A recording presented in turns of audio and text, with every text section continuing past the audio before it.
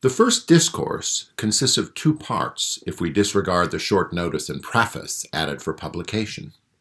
This video concerns the first part. The first part has 29 paragraphs.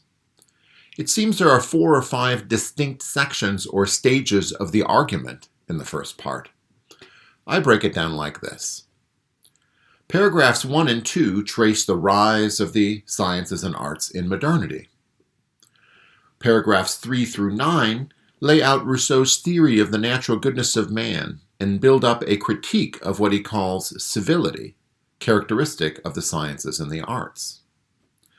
The next section, paragraphs 11 through 26, contain historical examples that go to prove the relationship between corruption and enlightenment that has been, as he says, observed in all times and in all places.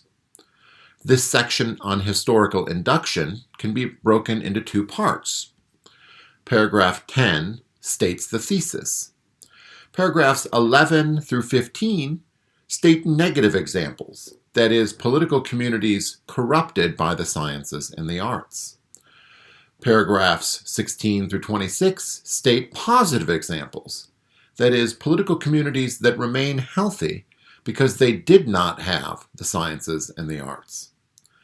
Then the last 3 paragraphs, the last section, paragraphs 27 through 29, Rousseau discusses the implications of this scientific or historical law for his theory of natural goodness. I just want to say 2 things about the first sections of the first part. On the rise of enlightenment, or the sciences and the arts, Rousseau praises it. He calls that a grand and beautiful spectacle, when man emerges from nothingness, developing his reason, and overcoming the shadows in which nature has enveloped him. He says that these marvels have been revived in the past few generations, referring no doubt to the works of the early modern Enlightenment philosophers. He gives a little sketch whereby men were brought back to common sense from the Dark Ages of mere scientific knowledge and vain knowledge. And here he no doubt means the rejection of Aristotelian and Thomistic philosophy. He says that this Muslim invasion of Europe in the 1400s and later was the occasion for the rebirth of philosophy. And this is all a good thing in some way. Rousseau is pro-enlightenment. Enlightenment is, in some way, grand and good. The second thing I want to mention, the rise of the arts and sciences have brought with them an ethic hostile to human happiness and virtue. As he says in paragraph 3, the mind has its needs, as does the body. The latter make up the foundations of society. The former make it pleasant. Really satisfying the needs of the mind also has the effect of spreading garlands of flowers over the iron chains with which men are burdened, stifle in them the feeling of original freedom for which they seemed to have been born.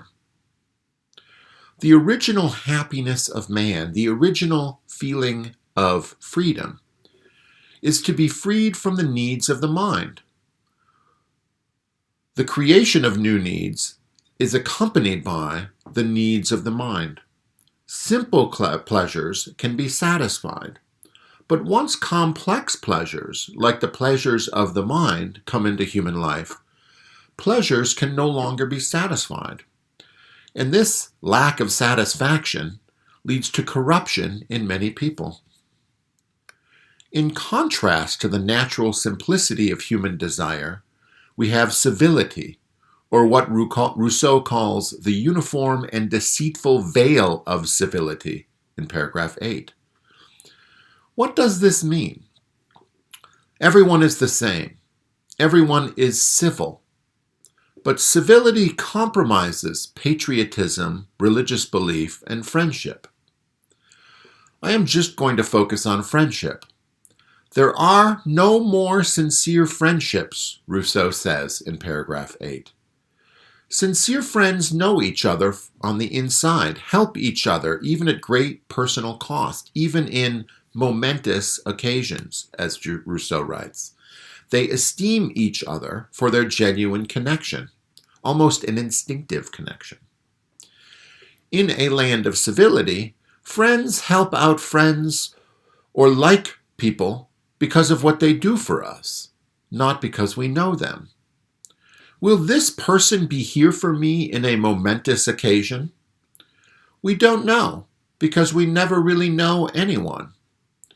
Everyone is polite, doing what seems right, but all are looking for ways to exploit situations for themselves, politely.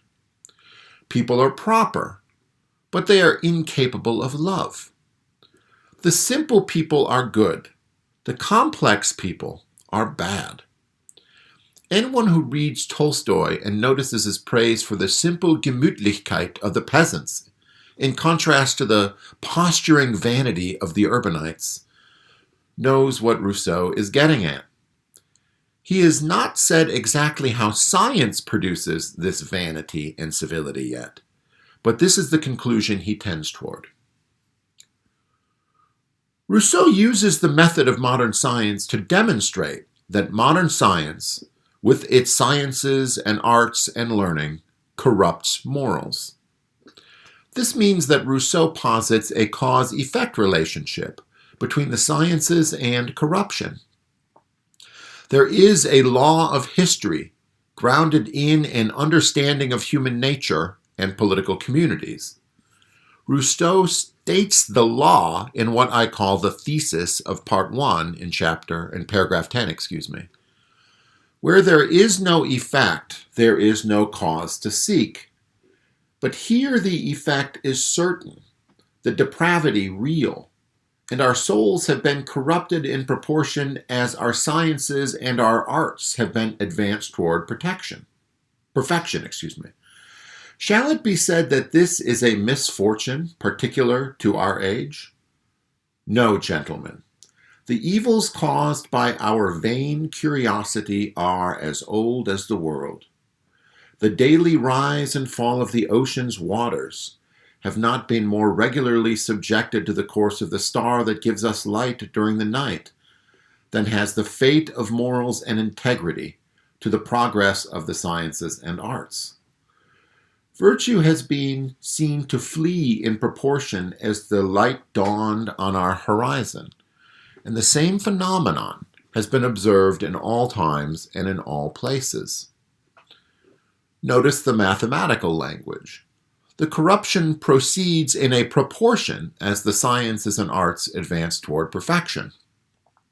Notice the kinship between human laws and the laws of the natural world. The rise and falls of morals proceeds just like the ocean tides, with just such regularity and precision. This relationship, this law of history, is seen in all times and in all places. Rousseau does not at this point claim to have discovered the mechanism, so-called, for why this law of history proceeds, and he does not exactly trace out its grounding in human nature yet. What he does instead is gives examples to demonstrate this law of history. Ancient Egypt, Greece, the later Rome, the Eastern Roman Empire, modern China. These political communities have all been corrupted by the spread of knowledge. In contrast, the Persians, the German barbarian tribes treated by Tacitus, the early Romans from before the Second Punic War at least, these political communities have been both virtuous and shunned enlightenment. These historical examples would have to be true if his law of history were to be true. Sparta, which rejected arts and sciences, was moral. Athens, which embraced them, was corrupt. The contrast between the late Rome and the early Rome is particularly striking. The early Rome was poor, peopled by farmers. It did not have the great architecture or palaces. It was defined by its honorable commitment to the public good, as seen particularly in the person of Fabricius. a man who was tempted with a bribe from a foreign general, but rejected it because he valued his honor more than he valued wealth. Fabricius is mentioned in paragraph 26. The late Rome, which Rousseau mentions in paragraph 13, has architecture and a professional military and beautiful buildings and good taste, but it has degenerated into a theater of crimes, into a city where people love wealth more than virtue or honor, and where people would sell their honor for 30 pieces of silver. The late Rome produced a lot of books and a lot of authors, and that in itself shows the victory of vice and corruption. The first great Roman poets do not arrive until after 200 years or so of the Roman Republic. In contrast, the late Rome lacked citizens and was overrun by barbarians.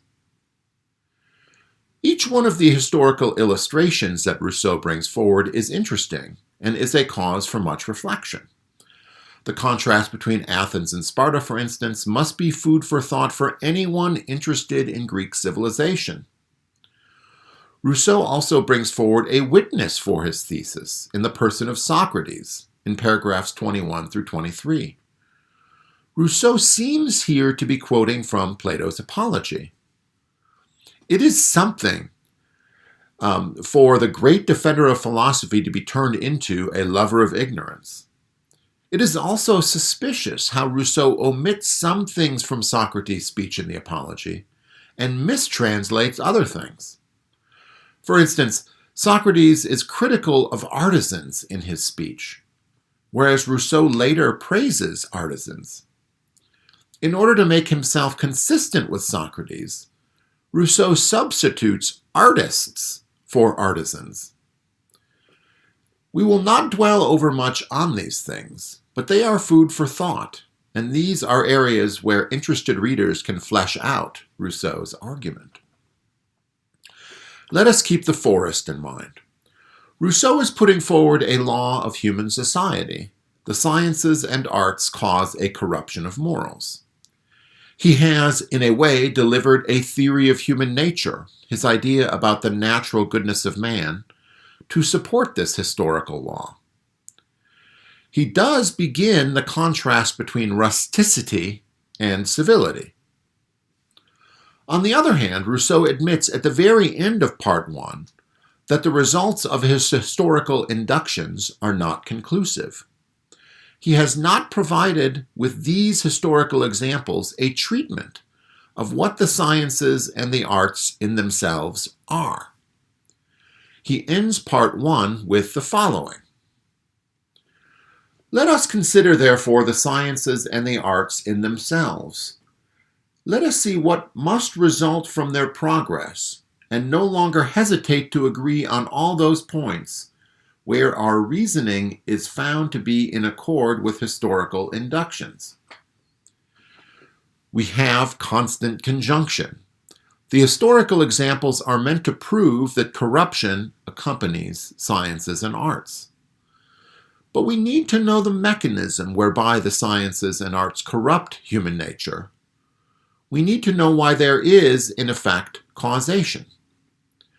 This is what Rousseau purports to do in the second part, and we will turn to that in the next videos.